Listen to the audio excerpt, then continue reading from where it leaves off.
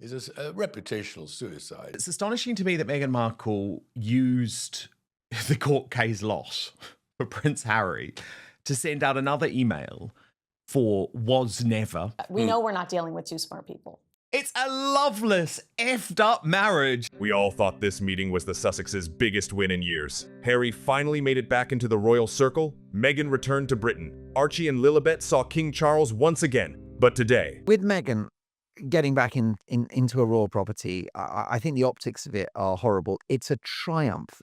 The Sussexes, notwithstanding how chaotic and scatological they are, they've won. And more specifically, Meghan has won. that so-called victory looks completely different. And Meghan and Harry's marriage seems to be falling apart even faster. So, let's get straight into it. First of all, Prince William is reportedly furious. The palace still doesn't fully trust Harry. Is actually a matter of a breakdown of trust. The point about Harry was, can we trust him? And because of all the briefing and the reversals and all the somersaults, what they're really saying is, we cannot deal with this man. We don't trust the fifth in line of succession. He left Britain with the same broken family ties, the same painful court defeat, and even more questions following him. Was this really a victory? Or did the Sussexes mistake one private meeting for a full royal comeback? The Highgrove reunion really happened, and it definitely mattered. On Friday, July 10, Charles reportedly saw his California-based grandchildren for the first time since 2022. Of course, the reason why Charles wants to see his grandchildren, I understand that, but I think that Harry and Meghan had no right to be on a royal property, but they got their way as usual. Before we continue, one quick thing. One thing I've realized is that most families don't have their important information organized in one place. That's exactly why I recommend the Family Vault, a simple, printable, and fillable organizer where you can keep everything from important documents and insurance to medical information, passwords. You'll find the link in the description, or you can simply scan the QR code on your screen. Now let's get back to today's story. Reports say the visit lasted only 45 minutes. But can just 45 minutes really fix relationships that have been damaged for so many years? And the trust problem is impossible to ignore. The meeting stayed completely private. There were no television cameras outside the gates, no official family photo, and no detailed palace statement explaining what happened inside. It is not quite the PR success that they wanted because they've been told it's private, and private it shall remain. And that will be the test. Sources claimed Charles insisted the visit remain private, while Harry reportedly promised he would not speak about it publicly. That alone shows how serious the trust issue still is. Why would a grandfather want such strict privacy for a simple family visit unless everyone feared what might happen once those doors closed? For Harry and Meghan, this meeting created exactly the headline they needed after an incredibly difficult week. The court defeat quickly faded into the background. The palace dispute also slipped away. Suddenly, the story was no longer Harry losing in court. It became Harry, Meghan, and Charles spending time together once again. Is Meghan stealing toilet paper rolls in the silver throughout the building? I mean, Out the cutlery. perhaps. Sister. She's got to have some proof that she was there. But what did the Sussexes actually gain? They gained a private family visit. They did not receive a public show of support from the king. They did not receive a photograph they could use for years. They did not receive a balcony appearance, an official royal role, guaranteed palace security whenever they wanted it, or any promise of returning as working royals. They did not meet with William. William's furious about this. Why? Because it's a reward for the treachery, the disloyalty, and the cruelty of Harry and Meghan. They did not undo the fallout from Oprah, Netflix, Spare, the interviews, or years of private family disagreements becoming worldwide headlines. The reunion may have eased tensions for one afternoon, but it did not wipe away everything that came before. That is why one question keeps getting louder. Was this really a victory? Or could this reunion become one later? After all, reports even suggested a camera was brought along. Why, if everything was meant to stay completely private? There is a camera crew coming for the Invictus Games. It's always for the Invictus Games, isn't it? Yeah, right. Just look at what happened after that meeting. There was no dramatic announcement saying the family feud was finally over. There was no news about another visit. There was no sign the Sussexes would be welcomed back into future royal events. The palace confirmed almost nothing except that the meeting took place. That silence protected Charles, but it also boxed Harry and Meghan in. They could not turn the reunion into a public success without breaking the privacy rules that made it happen. Meghan seems to be desperate to have the links with the royal family, even albeit in these private circumstances, but it shows that they've still got a bit of an olive branch and a bit of a way in to enhance their royal connections. They finally reached the king, but the cost of that access was complete silence. Can Harry accept a royal success that he cannot talk about in an interview? Can Meghan accept a royal connection that brings no photo, no content, and no public campaign? Then another report appeared, and suddenly the picture of victory started falling apart again. Reports now claim Prince William was furious that Charles welcomed Harry and Meghan to Highgrove. It's giving Harry and Meghan exactly what they want, credibility. It erases the hurt that they've caused over the last 6 years. They've not said I'm sorry publicly. We don't know about privately, but I highly doubt it. But it's, in a way, Meghan gets to do a victory lap here because, to your point, she is back on royal property. According to many royal watchers, William saw the decision as a betrayal after years of accusations, interviews, and public attacks involving the royal family. Reports also claim William believed the Sussexes were rewarded before taking responsibility for everything that happened. These are reported claims, not public comments from William himself, but they still matter, because he stayed completely away from the reunion. Charles opened one door. William kept his firmly shut. But in the end, of course, you can easily say nobody's won, because this battle in public is a catastrophe for the royal family. And that has been hugely damaging. And what they've said, and is all still on the record, has got terrible reverberations around the world. So the mystery of the royal family and the respect they commanded has been weakened by the Sussexes. Those two reactions can exist at the same time, but they do not signal a Sussex comeback. They create another royal conflict with Harry and Meghan caught right in the middle. Did Charles simply help his younger son? Or did he create another problem with the son who is expected to inherit the crown? That is exactly why this reunion changes very little. Harry still has no visible relationship with William. The palace still behaves as though every private conversation could become tomorrow's headline. Do you suspect that we could see them lash out again? I mean, Harry did lash out after the Ravik's original ruling, the court ruling against him when it came to his government-funded security. If they're smart, they won't. But I don't know. We know we're not dealing with two smart people. Meghan still has no public royal position. The Sussexes still live in California. Their commercial identity still relies heavily on the royal connection they once stepped away from.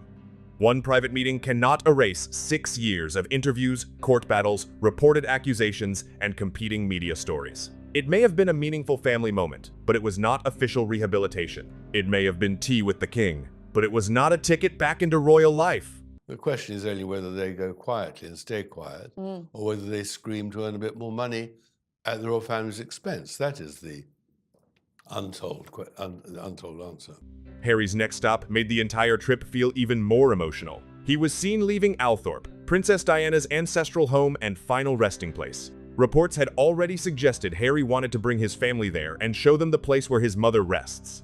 On the surface, that sounds like a deeply personal family visit. But some royal commentators believe Althorp may have carried another meaning as well. Harry and Meghan were bringing the kids for footage for the secret Diana documentary. The children at her gravesite at Althorp would be gold for Netflix, but they knew if they brought the children over to do that and didn't take them to see the king, it would make them look bad. So they sprung it on the palace. Hence why Harry has suddenly had a change of heart, even though his security demands have not been met. Some have suggested the visit could strengthen Harry and Meghan's long-term plans connected to Diana's legacy. Diana's story remains one of the strongest royal links the Sussexes still have. If the palace continues keeping its distance, could Diana's legacy become even more important in whatever comes next? Was Althorp simply a private family visit? Or the beginning of something much bigger? Charles could insist their meeting stay private, but he cannot control what happens beyond palace grounds. The oxygen goes out of their attempts to make lots of money because America, Spotify, Netflix, everybody's turned their back because they've seen this couple for what they are. The only thing that they've got left is to not ingratiate themselves, but have a little bit of a visit, be seen, because I don't trust them. I think it will be out there with pictures and everything. I think they've proven that. Althorp is not a working royal palace. It belongs to the Spencer family. So was this simply a private family visit, or was there something bigger happening behind the scenes? What do you think? Before we get into how this UK trip affected Harry and Meghan's relationship, we need to go back to something that happened just 2 days earlier. It all starts with an uncomfortable moment from Harry's Invictus appearance. You must, honestly, your kids and Meghan must be so proud of you. Do they tell you every day? They don't tell me every day that they're proud of me. No, of course they don't. It's a loveless, effed up marriage. And in that moment, I think Harry sort of revealed it. During the interview, Alison Hammond told Harry that Meghan and their little ones must be proud of him, and asked if they tell him that every day. Harry's response sounded warm and genuine at first, but it quickly sparked a wave of debate online. When one simple answer suddenly becomes a headline about your marriage, it shows just how much public attention their relationship is under.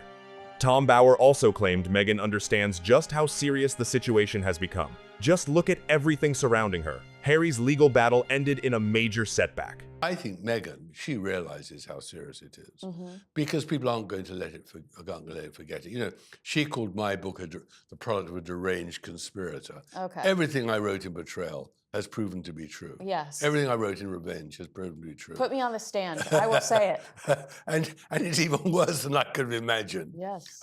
The palace publicly challenged his team's position. William reportedly viewed the reunion as a betrayal. Meghan's business projects continue facing intense public scrutiny.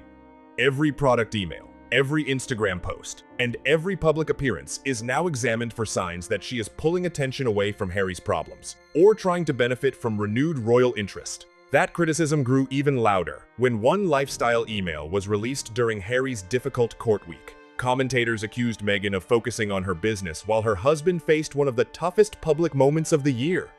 I couldn't believe I was reading about jam yesterday when Harry was in such a pickle. Maybe we'll get a pickle email next time. I just was like, are you serious? Like, there's nothing sweet about this season for your family.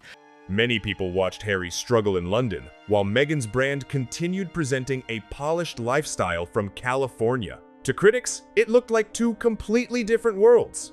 Then Meghan arrived at Highgrove, and suddenly the conversation shifted again. The woman who had avoided Britain for years returned privately once a meeting with the king became possible. This business seems to be in a great deal of trouble. Do you think that is why she has been at least open to the idea of some type of reconciliation with the British royal family? Oh, I think so. I think she's well aware that the currency remains in some sort of association with the British royal family. That alone does not prove any commercial motive. She may simply have returned because Charles wanted to see his family, and Harry wanted the reunion to happen. But critics immediately began asking why Britain suddenly became an option after years of security concerns. What changed? The private security arrangements changed. The location changed. The chance to meet the king changed. And Harry's court defeat created one of the worst weeks the Sussexes had faced in a long time. By presenting the monarch with some of her shitty jam to try and get publicity. Honestly, this is a farce. I am totally sick of it. Remember Meghan's reported public relations plan before returning to Britain? Reports suggested she hoped to present King Charles with gifts from her As Ever brand. But did that really happen? Or did palace protocol quietly stop the idea before it could happen? Now comes the biggest question of all. Could Meghan surprise everyone again? During her interview with The Cut, Meghan reminded the public that she had never signed a non-disclosure agreement. Meghan said in The Cut, I didn't sign an NDA.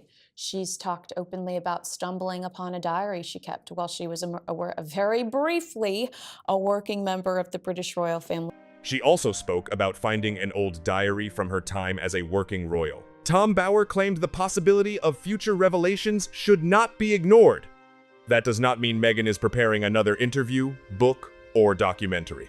Nothing has been officially announced, but the possibility still matters because the Sussexes have often responded to difficult moments by telling their side of the story. So I think it's the royal family versus the Sussexes.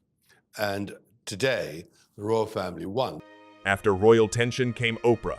After private family conflict came Netflix. After years of frustration came Spare. After legal setbacks and security disputes came public criticism of royal institutions. Harry and Meghan have repeatedly argued that speaking publicly is necessary because they believe others speak about them first. The palace sees exactly the opposite pattern. Every new interview becomes another reason to share less, invite less, and trust less. The king is still kind of supporting Harry. I think it's just not good. You have seen what they have done in the past. Learn from that. They have already put a lot of things out there that don't look good for the monarchy in terms of the allegations that Harry is trying to walk back now. Would Meghan really stay silent if the Highgrove reunion brought no public benefit? Would Harry stay quiet if William continued refusing any contact? Would they simply accept that the king offered one private family moment but no return to royal life? Or would another interview eventually appear, explaining why the meeting was not enough, why palace aides blocked real progress, and why the Sussexes believed they had once again been treated unfairly? That is the real question hanging over this reunion. Will it remain private? And that will be the acid test for the Sussexes and their sort of relationship with the extended royal family. If they can keep all the details quiet, then that might be a step forward in the way that they conduct themselves, going, and particularly relationships with the king, and maybe even down the line with his brother. It is not a secret document. It is not a confirmed television project. It is the pattern people have watched for years. Whenever Harry and Meghan feel disappointed or pushed aside, they speak, they publish, they respond, they explain. And every public explanation makes the next private meeting even more difficult. So, was Highgrove really a victory? Yes, in one very limited way. Harry achieved something he had hoped for over many years. Charles spent time with the family again. At first, it seemed security concerns might keep Harry, Meghan, and the kids away, but since he split with the family, Harry has had a rocky relationship with his father. Now it appears, though, it was the king who very much wanted this to happen. One private door finally opened, but outside that room, almost nothing really changed. William was absent and reportedly furious. No public reconciliation was announced. No official photograph was released. No royal role was restored. The court defeat still remains. Questions about palace trust still remain. Financial uncertainty still remains. The discussion around Harry and Meghan's marriage keeps growing louder. The visit to Althorp brought emotion, but it did not bring influence. If she can't get to the royal family, it feels like she wants to get at least to the Spencers and Diana's sisters and, be seen maybe going in and out of Althorp, or be able to report that she has done. Because that's the closest she can get to any kind of currency. An even stronger claim about their relationship came from royal reporter Charlotte Griffiths. She said she had heard over the years that Harry and Meghan have stand-up rows, and described their relationship as a toxic mix of dramatic highs and painful lows. She said some couples continue living through constant arguments, uncertainty, and emotional conflict, and she believed Harry was caught in that kind of cycle. Is that a fair assessment? Or simply another commentator drawing conclusions from public events? I'm sure they have stand-up rows. That's what I've heard. In honesty, I think it peaks and troughs. I suppose like a lot of marriages, but in theirs, the peaks must be very high and the lows must be very low. Yeah. Griffiths also delivered one striking line that speaks for itself. Harry faced the biggest legal setback of his campaign without Meghan standing beside him. That matters because the reunion briefly shifted attention away from the legal damage, but it never erased it. Tom Bower described Harry's situation using two harsh words: reputational suicide. Bower argued that Harry entered court, presenting himself as someone standing up against powerful opponents, but walked away with his own credibility facing even greater scrutiny. The judgment rejected key claims. This has been a bad week for Harry. No, this has not been a bad week. It's been a terrible week. Absolutely one of the worst in his life. I mean, it's even worse than when he dressed up as a Nazi. Evidence presented by journalists challenged parts of the Sussex narrative. Charlotte Griffiths' earlier communications with Harry became public. The man who once spoke about slaying dragons finished the week, facing criticism that he had only made things worse for himself.